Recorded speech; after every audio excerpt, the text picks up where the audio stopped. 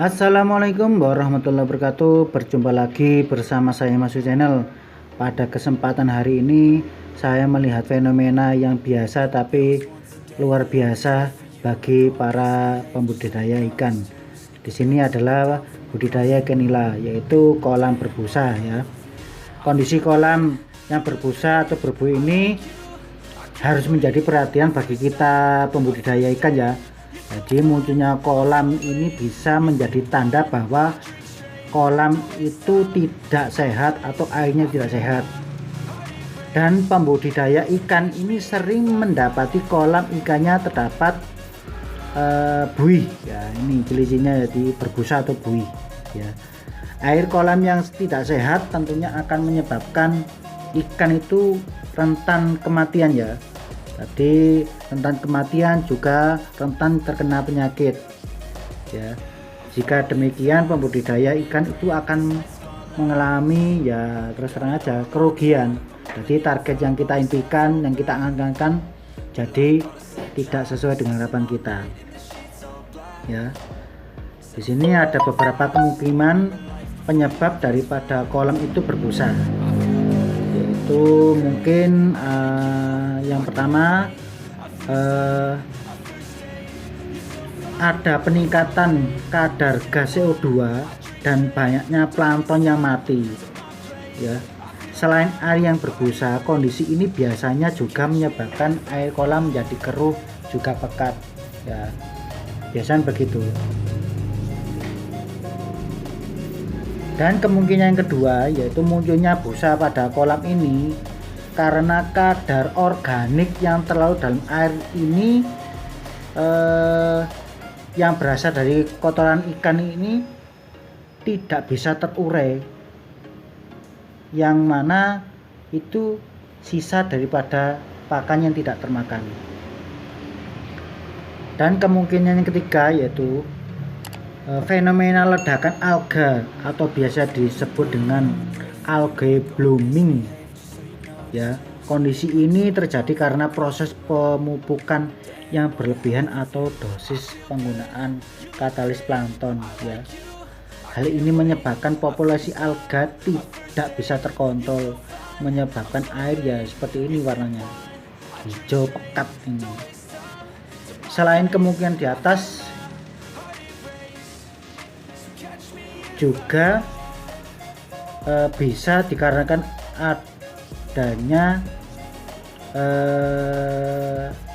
bakteri-bakteri ya, karena alam memang terbuka ya, mungkin bakteri-bakteri dari luar ya.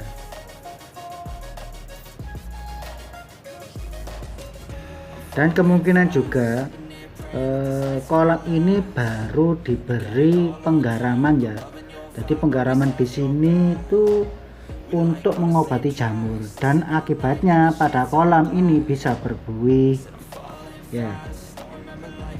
Oke.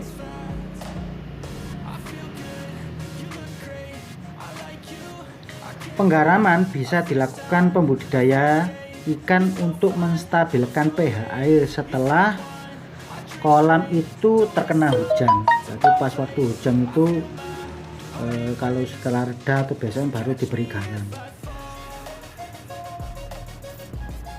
ya. Nah, bagaimana cara mengatasi daripada kolam yang berbusa? Jadi kolam yang terlanjur berbusa itu perlu penanganan khusus untuk mengatasinya. Sedangkan untuk yang belum berbusa, agar bisa dijaga kondisi airnya agar tetap baik. Untuk kolam yang berbusa itu ada beberapa hal yang harus dilakukan. Yang pertama, dengan pembuangan air pada bagian dasar. Jadi air ini dikurangi sekitar 30% ya, sebelum dilakukan pengisian air yang baru ya. Terus yang kedua, dengan memberikan probiotik ya, probiotik yang 4 itu ya,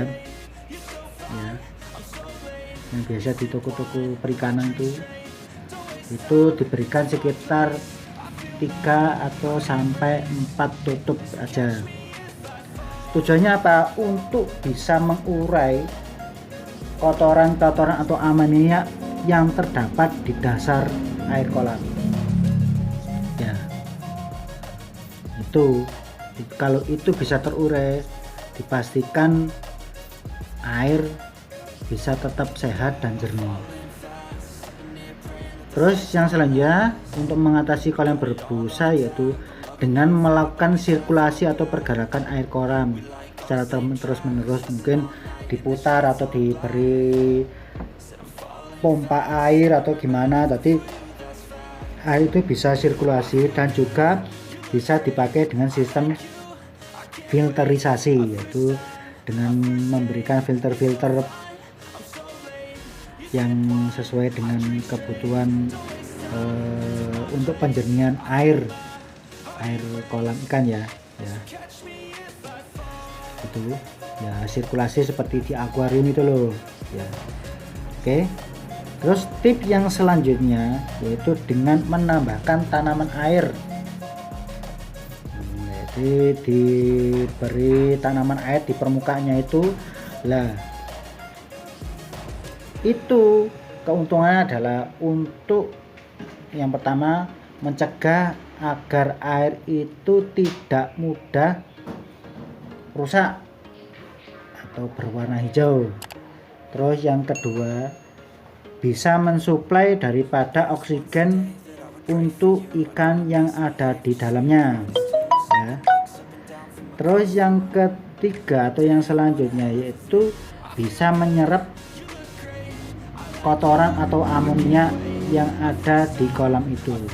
Jadi kalau diberi tumbuhan air seperti eceng gondok, terus seperti azolla atau tanaman air, nah sekaligus itu sebagai pelindung ikan dari paparan sinar matahari, juga bisa menyerap amonia, juga menjernihkan air, dan plus juga bisa sebagai tambahan makanan cadangan ya. Oke, dan yang selanjutnya itu dengan memberikan teduhan, yaitu menggunakan paranet yang seperti ini ya. Jadi yang di atasnya itu diberikan seperti tenda atau apapun ya, yang penting bisa menutupi sebagian dari wadah kolam ya. Itu bisa mengurangi air cepat hijau dan tumbuhnya busa ya. Mungkin itu tips ya sedikit dari saya. Mungkin kalau kurang lebihnya saya mohon maaf, karena saya ini juga masih banyak belajar kepada yang lebih suhu. Jadi ini pengalaman dari saya, dan juga kita saling bermotivasi untuk selalu meningkatkan hasil daripada berbudidaya ikan nila ini.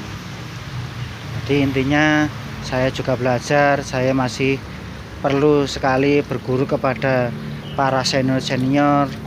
Jadi mungkin itu sedikit tips atau pengetahuan dari saya. Kurang lebihnya saya mohon maaf.